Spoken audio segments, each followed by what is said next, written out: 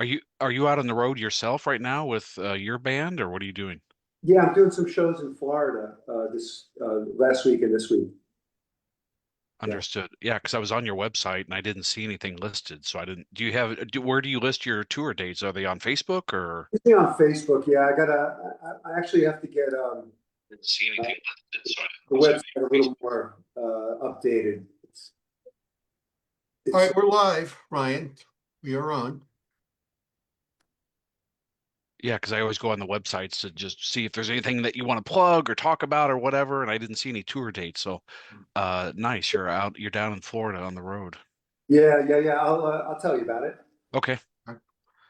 Well, Ryan, you want to start, and when Howie joins Yep. in, we'll Yep. Let me go on we're all live. refresh. Okay, I'll share it to Spring Nuts. My internet just kicked me out on cue. Oh, Yeah, that's not good. but he'll be back. But we might as Yep. well start. We'll get started. We don't want to be Mark. These have gone anywhere from an hour to 2 hours. So we're here to talk about, we've got questions for you. We want to talk to you. We want to get to know you. But if there's anything you want to talk about, you're certainly welcome to at any point in time. So this is about you. Howie says he's back. If you can let him in. Okay.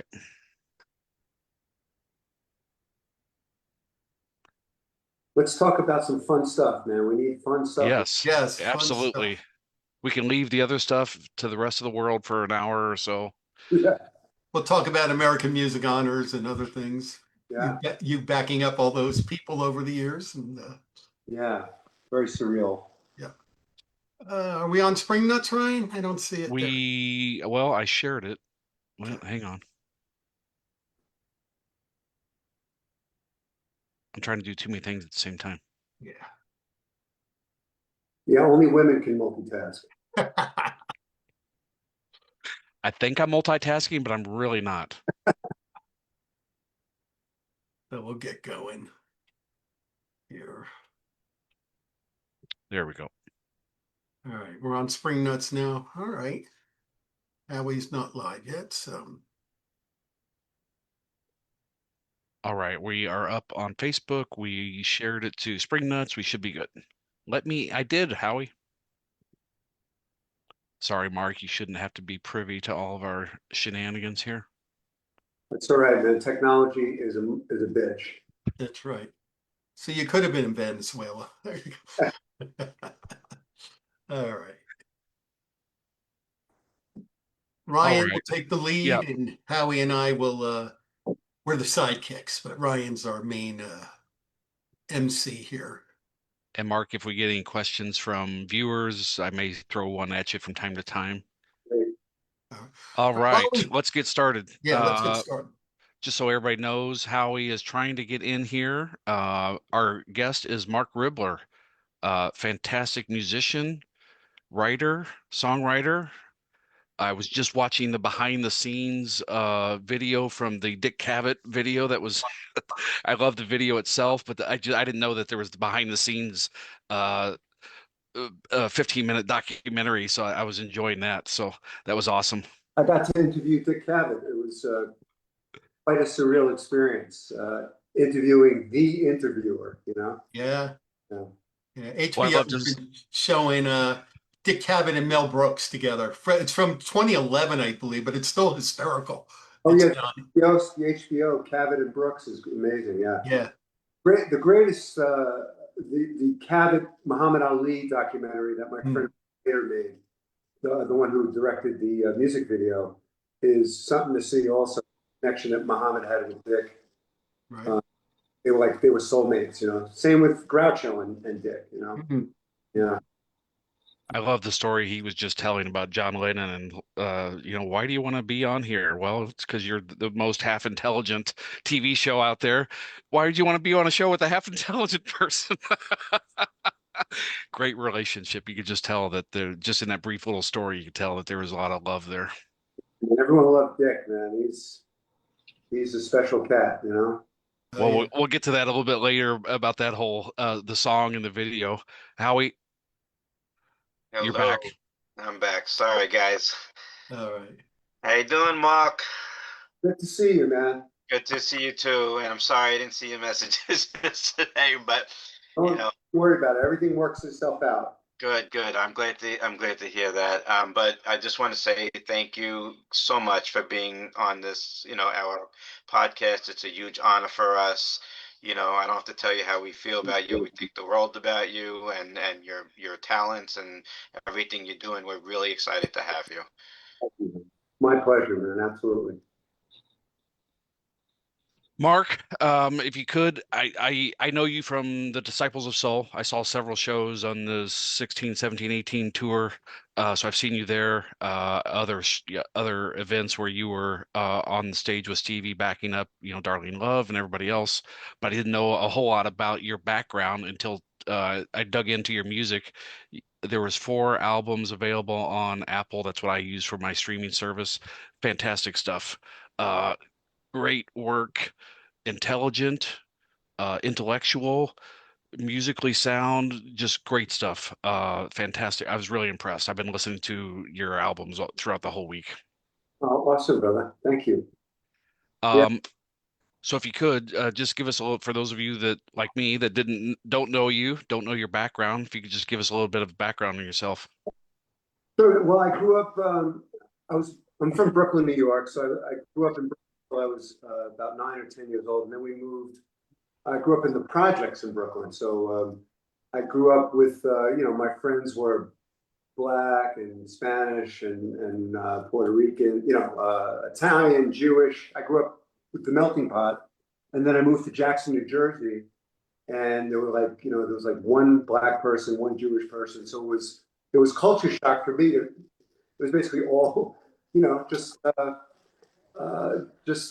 it was different, man. It was very and I had trouble. I felt really different. I felt kind of like an outcast, and fortunately I started playing the guitar, and that became my salvation, and grew up playing at the Jersey Shore, in the mid 70s.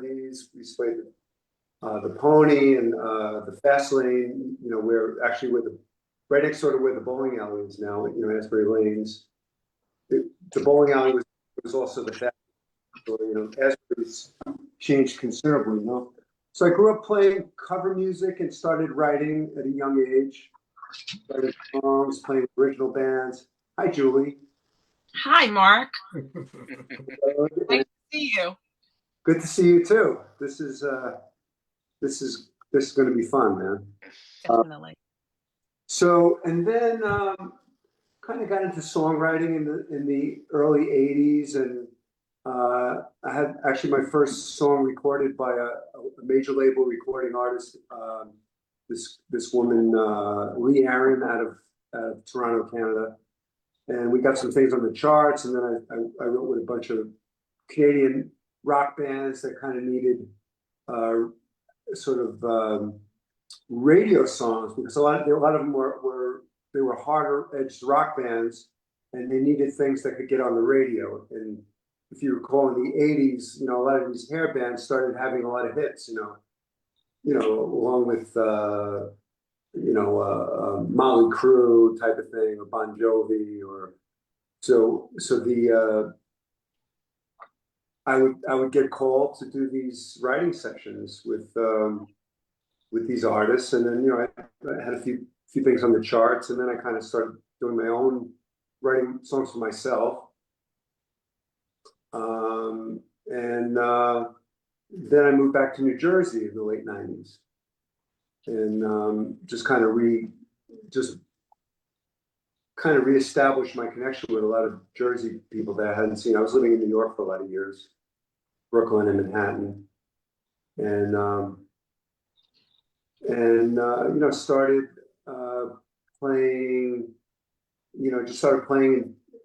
Like, we had a residency at McLuhan's Supper Club from 2012 to 2015. So we'd play every Tuesday, and it was we would do original music, and it would be a classic rock tribute every week. So we would learn the music of whoever, the Beatles or the Allman Brothers or Jethro Tull or Yes, and we'd also feature an artist and their we play some of my original songs, we play some of the artists' original songs, and then we would do a tribute. And that lasted for like 3.5 years. And then I think at one of those, my friend Sammy Boyd, may he rest in peace, Sammy, booking agent, very successful booking agent in the 70s and 80s. And Sammy would show up on Tuesdays, and one night he brought Darlene Love to shows, and we hit it off.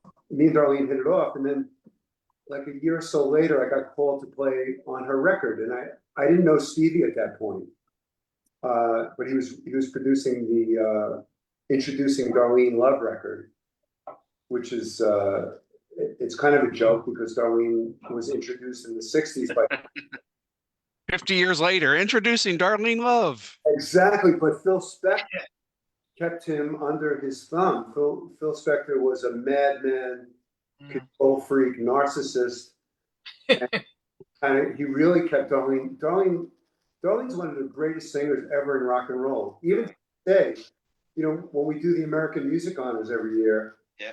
and you know, the first year she was honored in 2023, and then every year they asked Darlene to sing, and I'm like, if I'm winning, if I'm being honored, I don't necessarily want to go on after Darlene Love. Of course, man, she's just something, you know. Yeah, Well, she's still doing it today. I mean, even in the pony show that we went to the Teach Rock thing, and like you said, at the American Music Honors, and it's just amazing how she's still belting it out the way she was.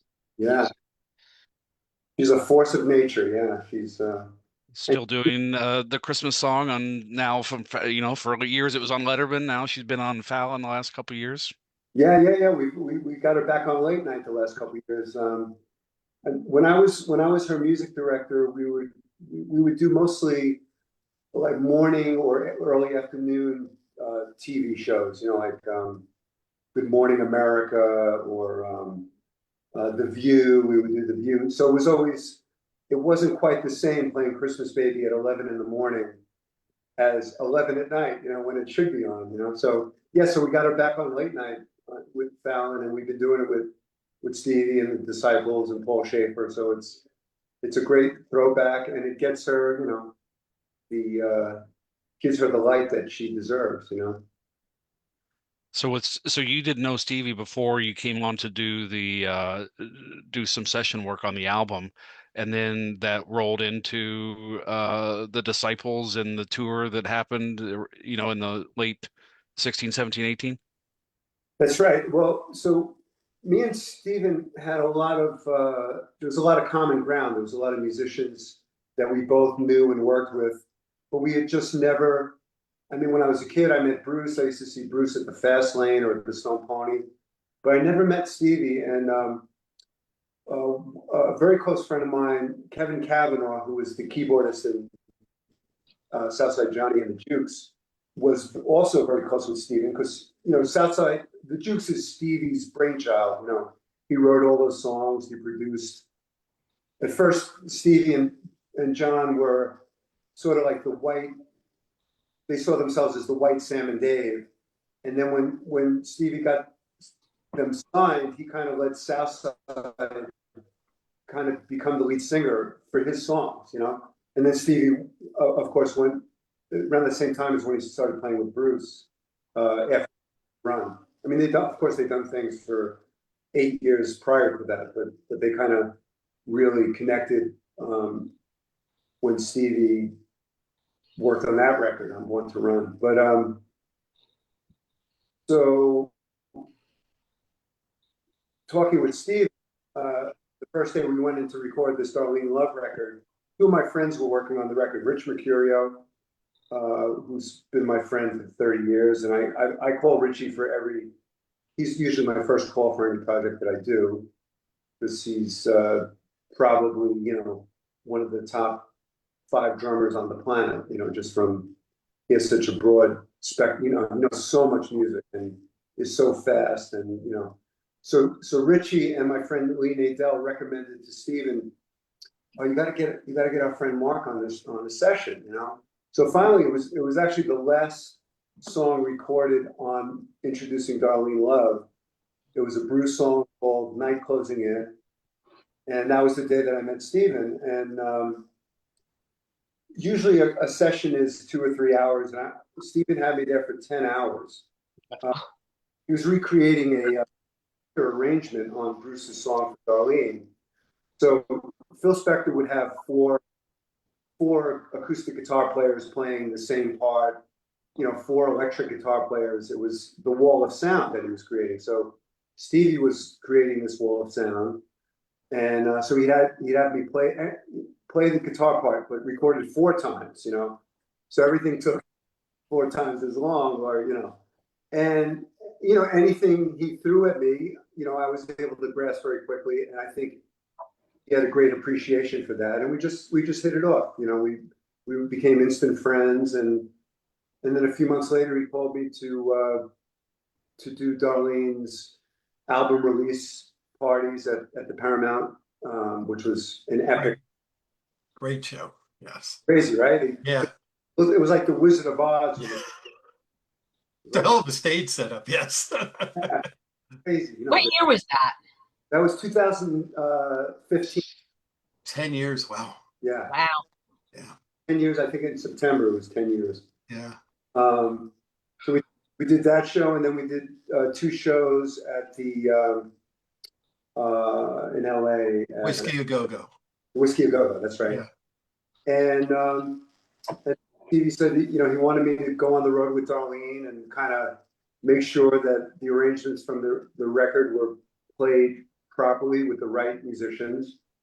And I did that for a couple of years, and then he called me to do, just a one-off. It was going to be one show at the Blues Festival at the O2 in England, in London. He said, "Can you put a band together?" And we just had this one show. And in the middle of rehearsals, Stephen was just enjoying everything we were doing, to the point of, and he was being very nostalgic. We were playing some Southside songs, some old Disciple songs, some great covers, about the Electric Flag, and this was October of 16, and we came back from England around the November 1st, and he said, "Next week I want to go in and make a record," and that was Soulfire, and we went into the studio on November 9th, which was the day after the election. It was one of those, it was sort of like an apocalyptic day.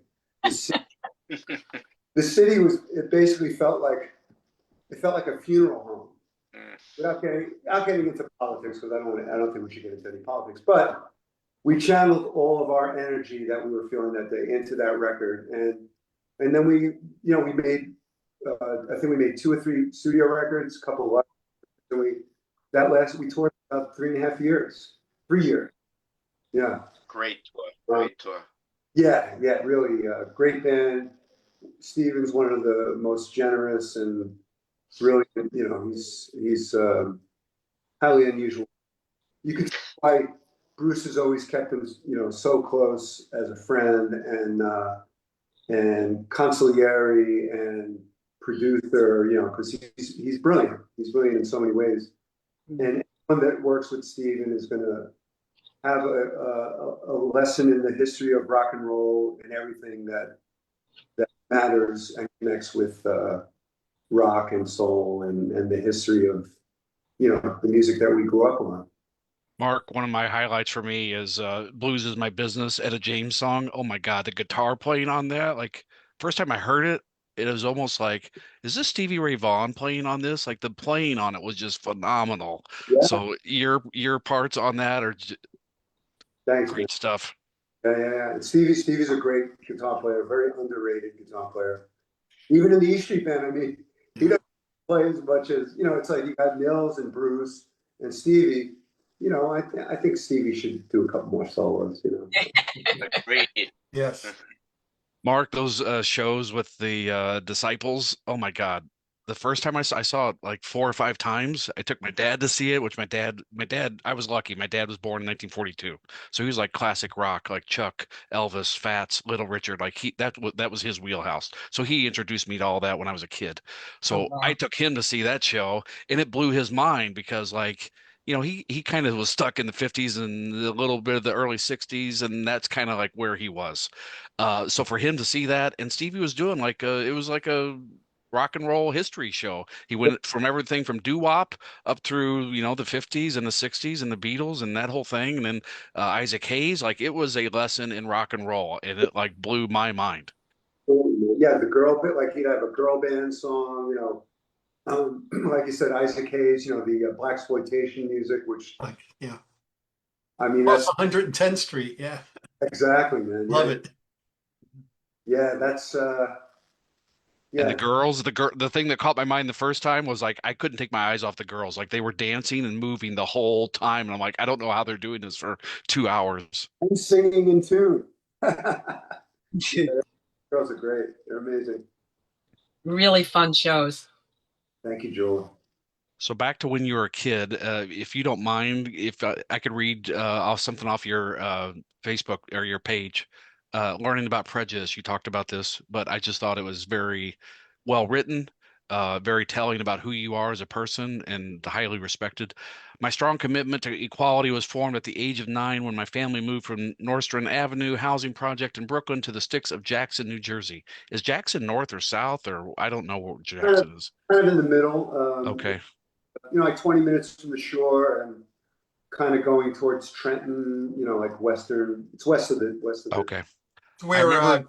Great Adventure is, Six Flags. That's Okay. Right. Okay. That's the I west. It's the second biggest township in New Jersey. It's like 105 square miles. So Great Adventure was like 10 miles from us, and we live close to like Lakewood and Howell, okay. those towns. I remember being picked on due to the difference of where we all grew up. In the projects, my friends were culturally diverse, coming from all walks of life, various races and religions. We were kids trying to find our place in the world. Prior to the move, I never experienced racism or bigotry. The experience had a profound effect in shaping my views on intolerance and my passion for self-expression. That's good stuff. Very well written.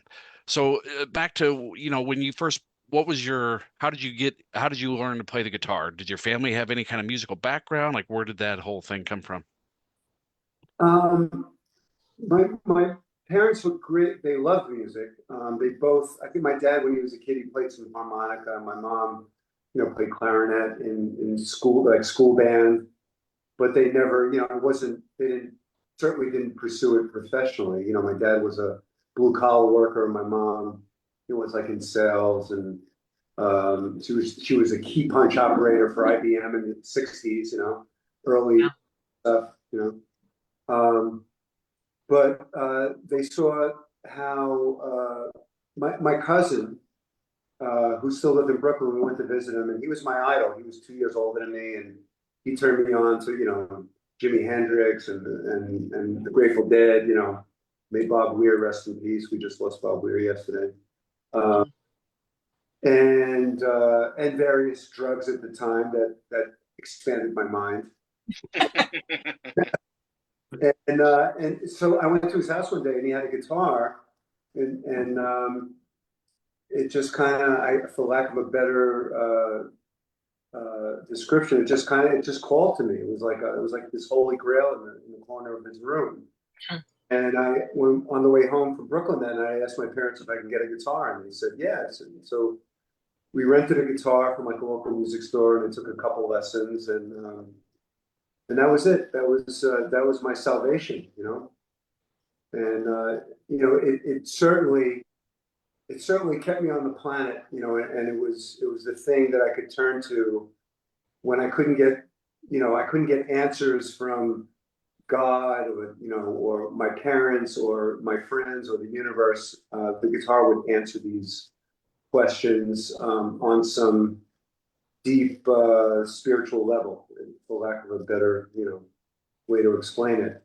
And yeah, I owe it to music, to getting through my teen years, and all the craziness, it's amazing that any kid survives his teens, you know, and between, you know, I mean, now, especially nowadays, I mean, it's such a complicated world.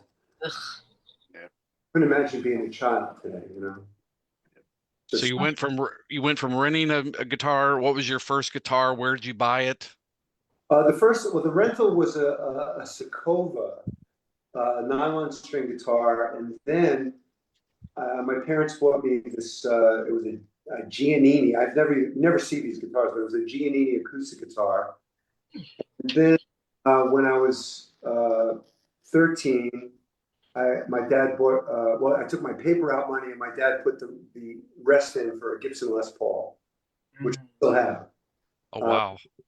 and so that was, and then I started playing with local bands, and we would play like you know, school dances, um, and then I remember this gig vividly.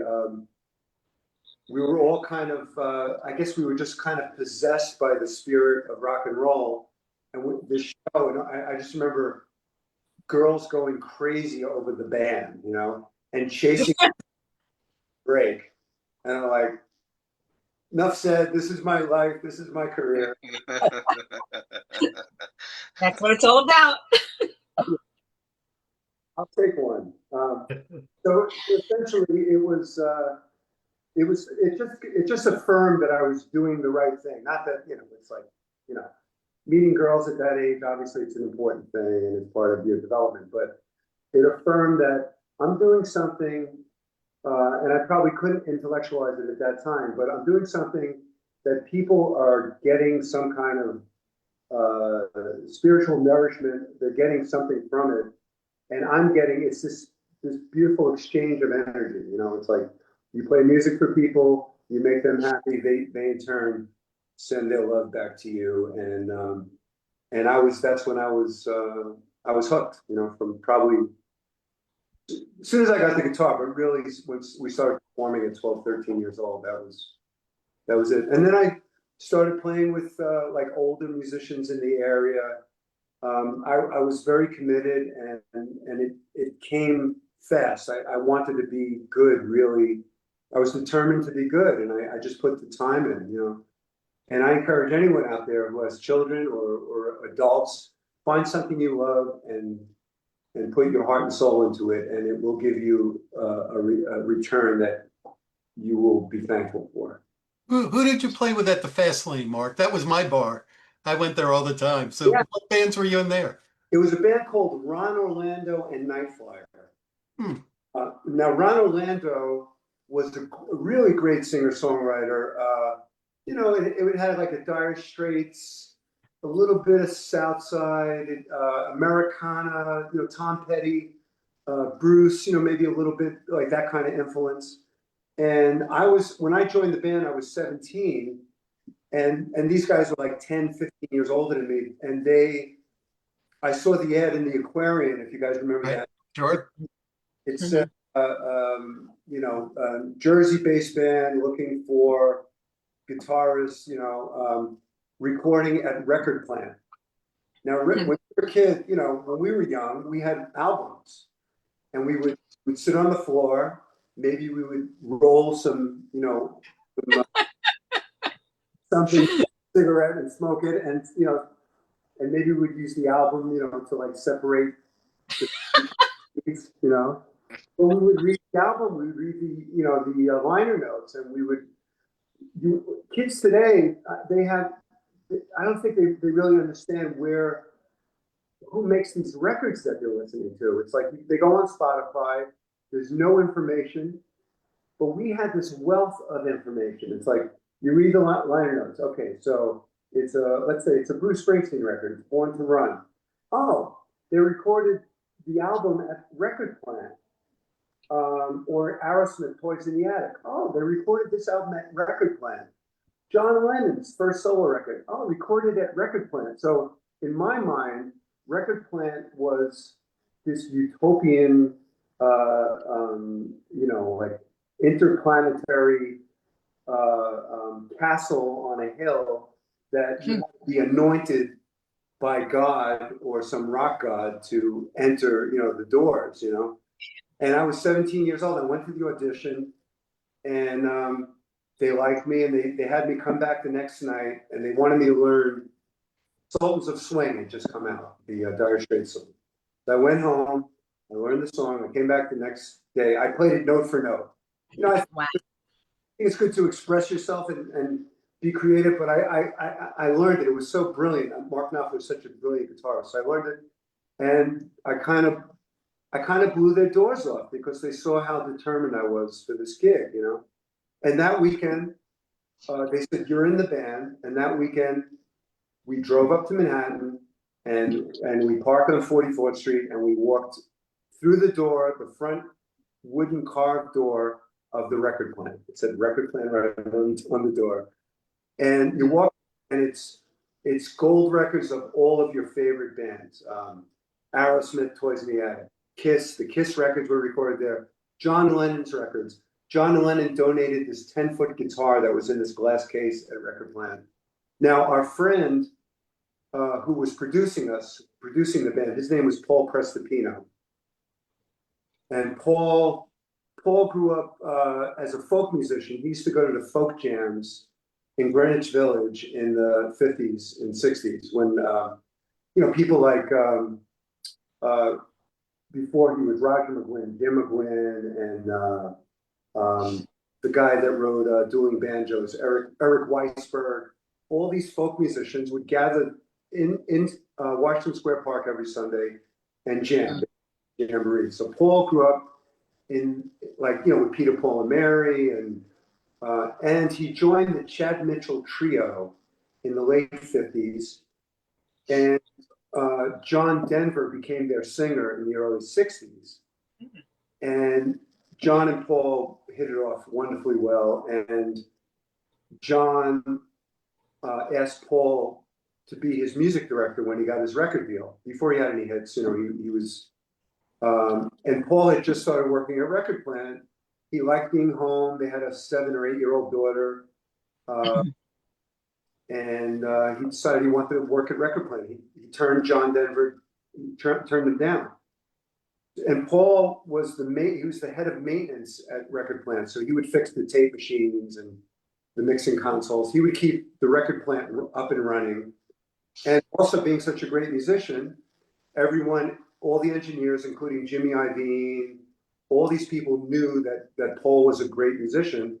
So if they would make, like when they made Toys in the Attic, if you look at the liner notes, Paul played mandolin and dobro on a lot of these records, Johnny Winter records, John Lennon records. So Paul, when he brought us in the studio, I was like, my mind was completely blown, just being in this place, in this, magic castle,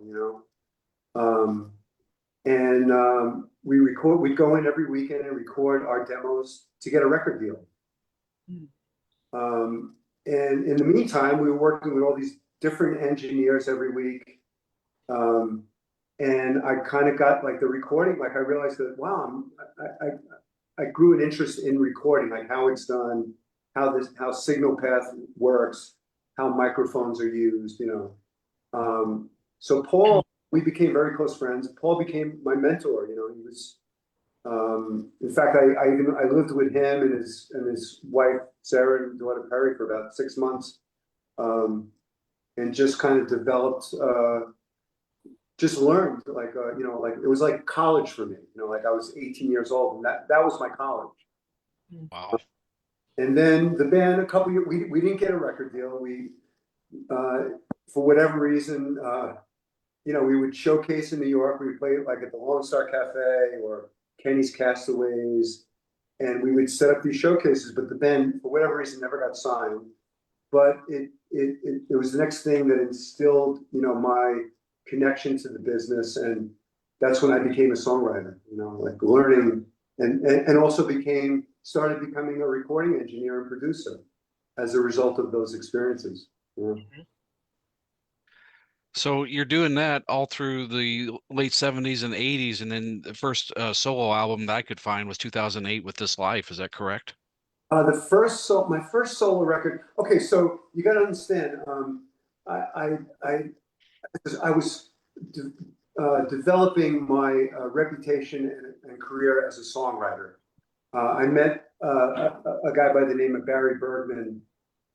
Barry was a publisher at E.B. Marks Music in the '70s, and he signed Meatloaf and AC/DC. He signed their catalogs to Marks Music, and then went on the road with them, to like help get their records.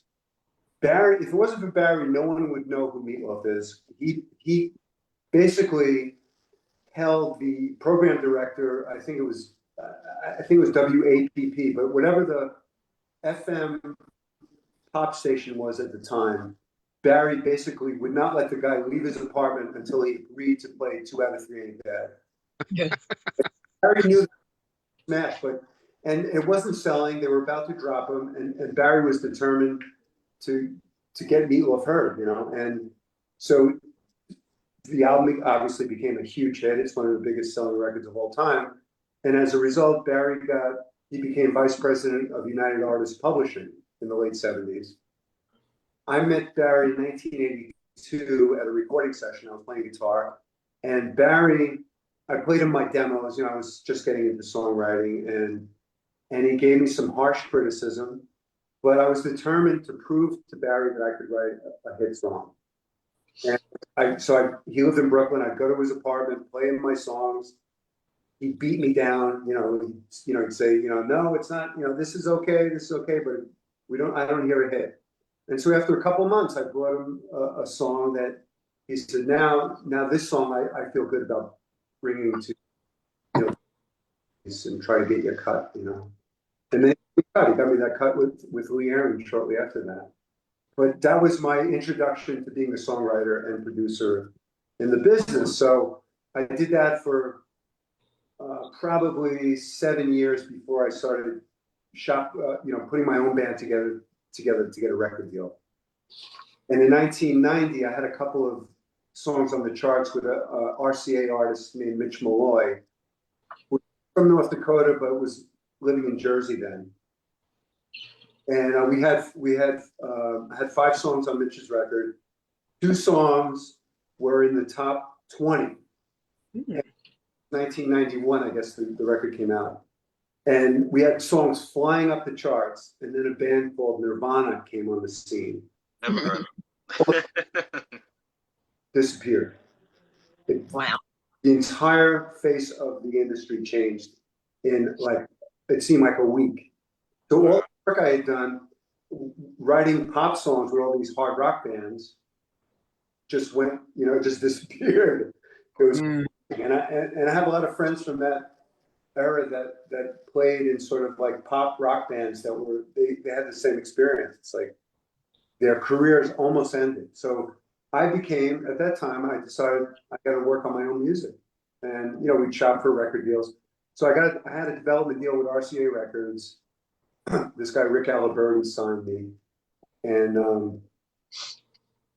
then BMG came in and bought RCA Records and dropped all of their. I was a development deal artist, so there were 40. They dropped 40 of their signed acts and all of their development artists. So being in the music business, it's not for the faint of heart. It'll cripple you if you allow it to. It's the level of rejection. You just have to be really. You need to develop a thick skin to survive in it. Crazy business. So anyway, then I just kind of really got into my songwriting. My first record actually came out in 2002, called "Life Is But a Dream." Yeah, and then "This Life," I had written a commercial. It was a national TV ad. It was an HIV and STD awareness commercial for Trojan condoms. It wasn't Trojan, man. This commercial. When they sent me the picture, the 30-second video, it was a couple holding hands listening to a song, they were sharing their ear pods, and the screen went black and it said 40% of people with HIV don't tell their partners. And I was like, it blew my mind. And I wrote this song and I sent it into the Jingle House, and he sent it to the ad agency, and they loved it. And it ran on television for 2 years. It was extremely controversial. There was Christian organizations, and there was a lot of trying to crush this commercial because it was about HIV awareness, But anyway, I got thousands of emails. This was before Facebook and Instagram. But I would get emails. People would go to my website, send me an email. Where can we purchase this song? So I'm going, wow, this is a hit song. People are really liking this song. So I made that record. This Life was the title track of that album, and that song was from the commercial, actually. Wow. Well, so here's a question for you. In 21, for anybody out there, seriously, check out Mark's stuff. It's fantastic. You can tell it's written and played and recorded by a pro. The World Awaits You, 21. You got 12 tracks on here. It opens with The Whole World Awaits You, and it closes with This Is How the Song Goes. I listened to it from start to finish 3 times. It plays as like an old school vinyl, like you're purposely picking out, and it's playing like an old vinyl record as far as the sequencing. Is that how you were looking at that? Great distinction, Ryan. So Stevie, I'm a Wicked Cool recording artist, which is Stevie's label. Stevie signed me. We were 1 month into COVID. Stevie called and said, "Hey man, what's going on?" I go, "Man, we thought it was the apocalypse, right? I mean, everyone was in their house. No one was leaving. We were, any food we got, we would get it curbside, and we would wash it with our garden hose before we brought it. It was crazy times, Stevie said, what's going on? I go, I'm thinking I'm finishing up my record. He goes, oh, you have a record? Yeah. I go, yeah, I actually recorded it before we went on the road in 2017. He goes, I want to hear it. I said, great. I sent it to him. The next day he calls me back. He goes, I got some good news and I got some bad news. I go, okay. He said, I love a lot of these songs. I go, okay, this sounds like the good news. All right. And he says, but I'd like to work on some of the arrangements with you and co-produce it with you. And I'm thinking, is this the bad news? Because Stevie's made, Stevie, produced The River, so I'm thinking this is a good thing to be doing during COVID when, basically life as we know it is in a state of confusion and limbo. And so we spent like the next 2 months virtually finishing the record together. Like we would work on arrangements. I would send him, we discuss, different sections. I would record everything, send it to him. He would give me the thumbs up or, back to the drawing board. And so the point being that Stevie is the one Stevie sequenced that record. And Ryan, he sequenced it like a vinyl record. It has, the arc of it is really side A and side B of an album. And he did it with my most recent record, called Story Road. No, I called it the band Story Road at the time. It's actually an old song that I wrote called Story Road, but no, the album's actually called Armageddon. So after we experienced Armageddon, then I wrote that album during crazy times in some of our lives, and as it turned out, if Stevie didn't sequence it, I wouldn't have even realized this, but half the album was all the craziness and chaos that we were going through in this period, 2021, late 2020. And basically at that time, feeling really nostalgic like, look where we came from in the 60s. And there was, there was solidarity, there were people, there were movements, there were people joining forces for the betterment of their lives and mankind. And everything is so uh, broken apart and fractured at this point.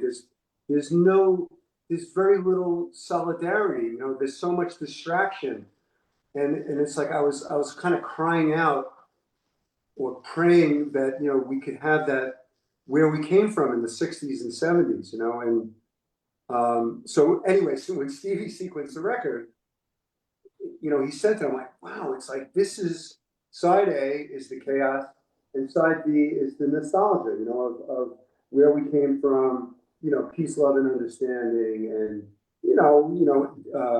experimenting with things, experimenting with drugs to raise our consciousness, or just crazy juvenile things, and wanting that, some more of that in my life, and I'm sure a lot of people were feeling the same thing.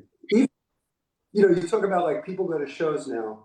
It's unbelievable how much the tribute thing is. It's enormously popular all over the country, probably all over the world.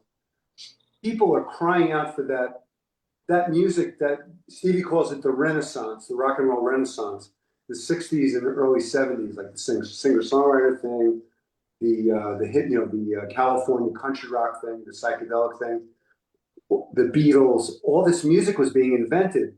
And that was like, that happens every 200 years. The last time it happened was Beethoven and Bach, and we were privileged, we're privileged to grow up in that era. And people are, I think, especially people, our age, or even their children, they realize the wealth in that body of music and the art coming out of that period. And they go to these tribute shows because their soul is crying out for that thing that is lacking. Well, it's a fantastic album. Again, check it out. Story Road, Armageddon. Yeah, Armageddon. Every picture tells a horror story. Hanging by a Dream, River of No Return. Ouch. But then the second half, you do have a song, Grateful Dead, which is a fantastic song. And then of course, Bob Weir passes away yesterday, so good press. And then Tomorrow Never Came, which definitely has that Tomorrow Never Knows, Beatles, sitar. Like, did you purposely write that as a Beatles song? Yeah, it was really, it was just like I just feeling really nostalgic and sentimental, and it's about what I was just talking about. Like, it's about, um, the community of, people it's like we have to coexist, there's so much hate in the world. There's so much division. And there was, I'm sure there was as much division at that time, but there was movements to coexist. It's like understand. Yeah, we have to understand each other, man. We have to make an effort. We all bleed when we're cut. We all need oxygen. We all need food. We all need clean water. Everyone needs that, whether they're black or Jewish or from Tasmania or wherever they're from. We're just flesh and blood. So why is everyone trying to destroy everyone that's not like them, and control everything? Control is an illusion. No one's controlling anything, man. And money is just an idea that we all agree upon. It's and that's if that's your God, I don't think that's good. No. Amen. Yeah. Well, a very fun song and fun video for anybody watching that hasn't seen it. Check it out. Dick Cavett. We were talking about this earlier before we came on. Talk to us about the song itself. Talk to us about the video, that whole experience. So that was one of the songs on the album that I was just thinking, growing up as a kid watching Johnny Carson, Dick Cavett, Mike Douglas, they presented our heroes. Jimi Hendrix, John Lennon was on the Dick Cavett show all the time. They were, we grew up with Muhammad Ali, these amazing heroes, that did things betterment of mankind. You know, whether you agree with Muhammad's politics or his religion, you know, he took a stand against the Vietnam War. You know, like he made people think. You know, and so the Dick Cavett thing, Dick Cavett showed the Renaissance every week on TV. So I felt like he was the perfect spokesperson for. And then I wrote that song, and it's very tongue in cheek. You know, it's about being 14 years old and trying to figure out, you know, wow, you know, I'm 14 and I have all these urges, and what does that mean, and what do you do with that? And you know, so essentially, it's trying to figure out, well, this girl seems to like me, and what do we do with that energy? You know, and it's if you listen to the song, it's very tongue in cheek, but it's really just wanting that nostalgia in my life, you know. So where did the idea for the video come from? Very interesting. Rich Russo, who is Rich is a DJ on the Underground Garage. Got the sun in my eyes here. I'm just moving. So Rich, okay, so you got to understand. I finished my record. For 6 or 8 months, I'm thinking, and this is just thoughts and dreams in my head. We had the song Dick Cavett. I'm thinking, I'm dreaming that I would love Dick Cavett to hear the song, you know? So I never said anything to Stevie. I never said anything to anyone at the label. Rich Russo calls me. I remember it was like a warm July day. He says, Mark, he says, I want to apologize. Let me preface this by apologizing. I got an advanced copy of your record. I'm thinking, why is he apologizing? You know, I got an advanced copy of your record. I love that Dick Cavett song. And he said, one of my best friends is Dick Cavett's. He runs his estate. He directs all of his documentaries. His name's Robert Bader. And I sent Robert the song. I go, and why are you apologizing? You're an alchemist. You're a magician. I said, I've been dreaming, literally. It's like if you woke up and said, I don't know, you're dreaming about pancakes, and you woke up and they played pancakes, you know. So Rich is delivering my dream, you know. So he says, well, keep your fingers crossed because Dick is going to hear the song in the next couple of days, and if he likes it, who knows? We'll see what happens. He calls me back 2 days later. Dick loved the song. He said no one's ever written a song about him or with his name in it. He invited me and the band to his house in Connecticut to make a music. Wow. And I was like, pinch me, you know, is this really? So, you know, dreams come true, you know. So Rich Russo made that happen, and Stevie got involved. You know, Stevie paid for it, you know, and it was done very inexpensively. We were able to get people to work, you know, at reasonable rates, and Maureen's in it, Maureen Van Zant's in it, Big Pussy's in it. It's pretty, it's fun, you know. It was amazing, and Dick and his wife couldn't have been more gracious. They welcomed us into their home like we were family, and we were friends. And they invited me back, and you know, we did that the EPK that Ryan watched, and I had the opportunity to interview Dick, and we were kind of interviewing each other, and yeah, it's like I made a friend and one of my idols, you know. So That's so cool. yeah, one of those magical things that happens, Julie. Definitely. Howie's got a question, but real quick, who picked the clips from the shows that were in there? Stevie and so fortunately, I mean, if Robert Bader, if Dick's guy wasn't involved, it would have cost hundreds of thousands of dollars to license those clips. So we got like the best deal we could have gotten, free. Wow. Good deal. Got such a deal. So essentially, Stevie, Rob Bader, and myself, and Rich Russo, like we picked the clips of, you know, like all the relevant, you know, it's Salvador Dali and, you know, John and Yoko and Jimmy and Janice and Little Richard, and it's like the who's who of our childhood. It's fun. Check it out. Howie, you got a question? Yeah, so you joined the Disciples in what, in 2016, you said? Yeah. Stevie called me to put the band together. As I was telling Ryan earlier, Stevie called me to do a one. I was working with Darlene, which Stevie asked me to be her music director, put a band together. Stevie said, I have this Bill Wyman called. He wants me to play his blues festival. It was Bill Wyman's 80th birthday. Mhm. So Stevie said, "Can you put a band together for me?" So of course, I put a band together. We rehearsed for 2 weeks at his studio in the city.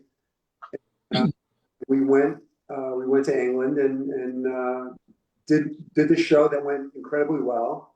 And Stevie got the bug, and then asked me to be his music director and put the So band together for the touring and the records and everything. it's crazy. So I was, fortunate to see the original Disciples back in the 80s. And I saw them at I was actually even, blessed to see Bruce joined the Disciples on the Pony and whatever back in the 80s was, great nights. But I feel like you've been with the band forever, because to be honest with you, I mean, so when you said it was only 2016, it's only like 10 years ago. I'm like, wow, I feel like you guys have been together forever. And not just saying that. I remember seeing the Soulfire tour and even the Summer of Sorcery tour, and they were phenomenal. And then you know and then I was like noticing that you not only becoming the musical director for Stevie's stuff, but like even with the American Honors and even with the Teach Rock stuff and even with the you were leading the band. I mean, so you're not just leading Stevie's band, right? You like even with the Why Hunger event we just went to and whatever, and you had all those acts and especially the I would say the American music honors events. You got like Jackson Brown, John Cougar, John Mellencamp, I should say, and all these, and you're up on stage with all these other legends, and fronting these bands. I mean, you're those are the bands that it's amazing. So how did like that all come about from just Stevie's stuff? Well, Eileen Chapman, who Yeah. is board, and I've known Eileen for a bunch of years, and I love Eileen. Eileen is the busiest woman in show business. Yeah, tell me about it. And she said, I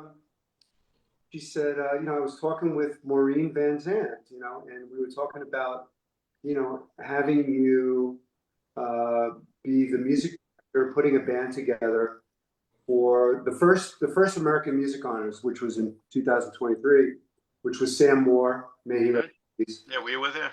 You were there. I know. I always see you guys there. Yeah, I love. Um, Sam Moore, Darlene, Stevie was on it the first year, and Steve Earle Yeah, Bruce got COVID that year. sent the video. Yeah, He inducted Stevie, but it was on a video. Rich, I know. Yeah, yeah, it was unfortunate he couldn't be there, but yeah. So really, I owe it to just and so anyway. So Eileen said, would you be interested in doing it? I go, absolutely. And I said, well, if Stevie's going to be doing it, I said I probably most of the Disciples of Soul, because if it's Stevie songs, he's going to want to hear his whole arrangement. He's going to want to hear with horns and the girls. So I called the band, and everyone was available, and the night went incredibly well. And Santelli, Bob, and Eileen, everyone, said, "Oh, so you're going to do this next year, right?" I go, "Absolutely."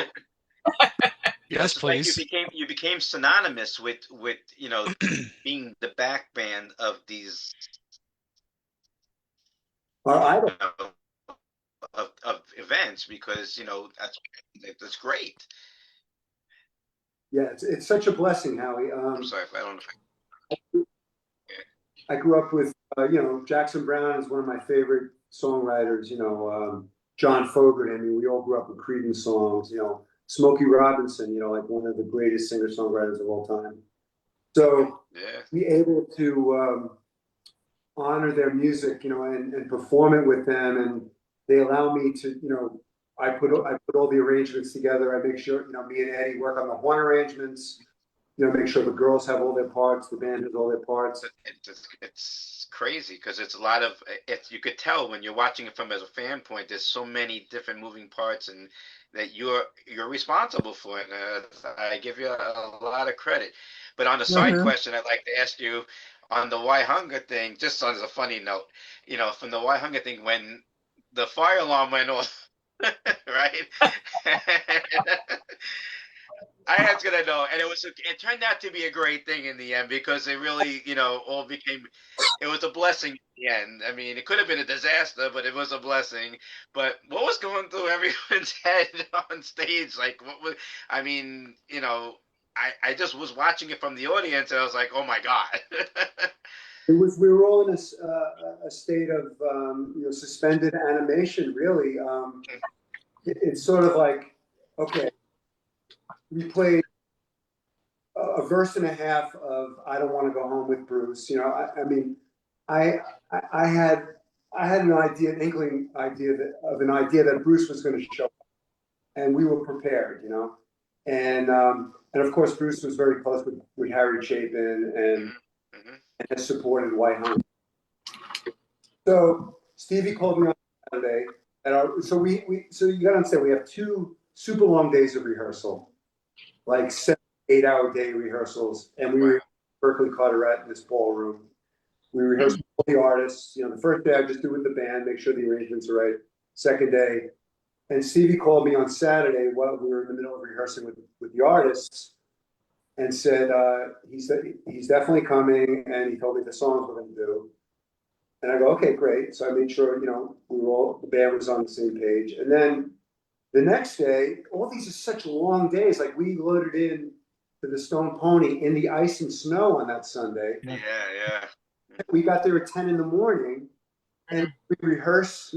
We rehearsed with sound check all the artists, and basically, and then the producer Rick Korn says, "Oh, now can you come over to the Summit at Danny Clinch's place?" And I'm like, "Okay." Meanwhile, stuff going on at the pump responsible for. So I'm like, we're doing this summit, this on Why Hunger at Danny's gallery, and I'm getting texts like, I know, we saw it. We saw you had it right. You said, I gotta go. Left for a little while, yeah. and I feel like they're filming this, and I have to look at my phone in case, God forbid, who knows what's going on. And there was some crisis going on, and I had to like leave as soon as we finished. Anyway, we get back to the Pony. Stevie shows up. We're back. We're just chilling backstage. Bruce flew in from LA, to make the show, and so basically Stevie and Bruce are in the green room all night for like 2.5 hours before they came on. Right. And then of course they went on after Yola, who's like, she was a force of nature. Wow. Yeah. I know Bruce said, my bass player Jack Daly was standing behind Bruce and Stevie, and Bruce said, or Stevie said to Bruce, we got to go on after her. But Bruce and Stevie, you could go. So anyway, we did Stevie's set, Stevie was on fire. I thought it was such a great. Yeah. Oh, he was. You guys were all on fire, but you guys were all having the time of your lives out there. That's why we were so afraid that when the fire alarm went off, that was it. So were we. I was thinking, I don't know, man. Is Bruce I thought Bruce was gonna leave. I thought he was like, Everybody did, yeah. He was kind of like heading to the back of the stage, I'm like, okay. And I'm thinking, well, unfortunately, Anthony and Richie kept playing the beat. They didn't stop. And I don't know if you noticed, but you listen to the videos, the fire alarm is in total sync with the beat. Beep. Right? And everyone is singing, having a party. Yeah. I don't want to go home. And Santa Claus is coming to town in sync with the fire alarm. So I think there was this spiritual thing happening. Like God entered the room. This is carpe diem time, Yeah. We have to seize this moment. And I think Bruce and Stevie, they're very open, they're very creative and perceptive and intuitive. And, and the audience was so engaging. They were Yeah. singing, joy in the room. And the horn started playing, like the first line, kind of having a party, like the horn lines. And then the power came back on. Yeah. So, I have to tell you, so after the show ended, we ended up, hanging out a little bit with Anthony and whatever. And I told Anthony, I said, I don't know what possessed you, but I am so glad you kept on playing, because by you kept on going, it just, the crowd was sort of into, and then even Bruce came on the side and started banging on his thing a little bit and just Yeah. hanging out until like we figured out what was going to happen. And the crowd, like, again, I think the crowd was like, just didn't want this to end. So they started singing and we started singing and all that stuff. But the fact that Anthony started playing and then Stevie picked up on it and then you picked up on it and then Eddie Mannion got in and started playing the horn a little bit. So it kept on going, and thank God they didn't evacuate us. So, Girlfriend Camille was sitting sort of in that VIP section on stage right, on the side of the stage. And there was this drunk belligerent guy that didn't have a VIP pass, and he didn't want to leave. And he was being actually really out of line all night. Finally, security came to remove him. And on the way out, he grabbed the fire alarm. Is that the story? I didn't hear it. That's the story, Mark. No. We were trying to figure. Wow, Wow, the didn't mystery know is that. uncovered. We like to go with the story that you were blowing the roof off the thing and you set off the fire alarm. So let's go with that. That you were so hot that you blew the fire alarm. So this sort of like dark force that was at the pony, in retrospect, created this magical. We were all transported to this other dimension, with like time and everything went away. It's like, oh, we're having a party, It's like we're not leaving, And when the electricity, because really by law, they probably should have evacuated the. Probably. I know. We thought so too. They were gonna, just out of protocol, they were gonna evacuate us, even though we knew basically there was nothing going on. Something happened. We didn't know what happened, but we knew something was off. You know what I mean? But they didn't evacuate. But we never knew the story. But listen, for Spring Nut lore, we're just gonna say that Marc Ribler and the Disciples of Soul were so hot that night they set off the fire alarm. But Forget that story I told you, was all bullshit. Right, I know. I'm with Don. Just Don't made it worry. up. We're gonna edit this part out. Don't worry about it. Liz says that Anthony asked Bruce, "What are we doing?" And Bruce responded, "It doesn't matter. Just keep going." Stan, did you have a question? Yeah. Mark, they haven't officially announced it yet, but this year's American Music Honors, I've heard some names, and it's going to be quite the show, and we'll wait till they officially announce it, but wow. And Yeah. I can say the date because Eileen Chapman did say it on the air with Tom Cunningham. It's April 18th, which is a Saturday, so that has been out there. But That's right. Yeah. stay tuned for another magical American Music Honors this year. Yeah. And before we let you go, got to ask you, the picture I have up, you backed up Paul McCartney. Yeah. So tell us about that and how that came to be. Well, we were in our 2017, our first tour of the UK. We were scheduled. The first show of the tour was at the Roundhouse in London, which is it's an old train. It's where the train would turn around. That's why they call it the Roundhouse, and it's a really beautiful venue. Beautiful is not the word. It's a very unique place. It was a train. It's for trains. And maybe it holds, I don't know, maybe it holds 5,000 people. But we knew, Stevie had spoken to Paul. We knew that he was going to be at the show. And we were prepared. We had rehearsed a couple songs. But when Paul got to the venue that night, and mind you, Ray Davies was in the audience as well. So Stevie asked Paul if he said, "Hey, we have a couple songs. You want to come?